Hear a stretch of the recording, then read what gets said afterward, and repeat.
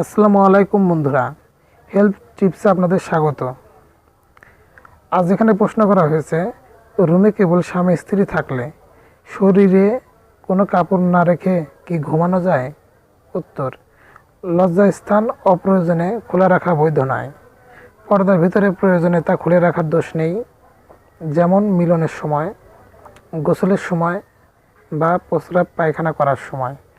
অপ্রয়োজনে সময় লজ্জাস্থান আবৃত রাখা ওয়াজিব। নবী করিম সাল্লাল্লাহু সাল্লাম বলেন, তুমি তোমার স্ত্রী ও কৃতদাসী ছাড়া অন্যের নিকট লজ্জাস্থানের হেফাজত করো। সাহাবী বললেন, হে আল্লাহ রাসূল, লোকেরা আপোষে এক জায়গায় থাকলে? তিনি বললেন, যথাসাধ্য চেষ্টা করবে, কেউ যেন তা মোটেই দেখতে না পায়। সাহাবী বললেন, হে আল্লাহ রাসূল, কেউ যদি নির্জনে থাকে? তিনি বললেন, মানুষ অপেক্ষা আল্লাহ এর বেশি হকদার যে তাকে লজ্জা করা হবে। আবু দাউদ 614, তিরমিজি ইবনে মাজাহ মিশকাত 31-17 পৃষ্ঠা আপনারা পাবেন। এখানে তুমি তোমার স্ত্রী ও কৃতদাসী ছাড়া অন্যের নিকট লজ্জাস্থানের হেফাজত করো।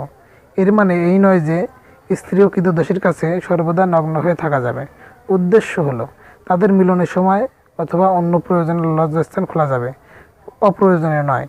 তাছাড়া উলঙ্গ অবস্থায় ঘুমালে আকস্মিক বিপদের সময় বড় ধরনের সমস্যা হতে পারে, সুতরাং সতর্ক থাকাই বাঞ্ছনীয়।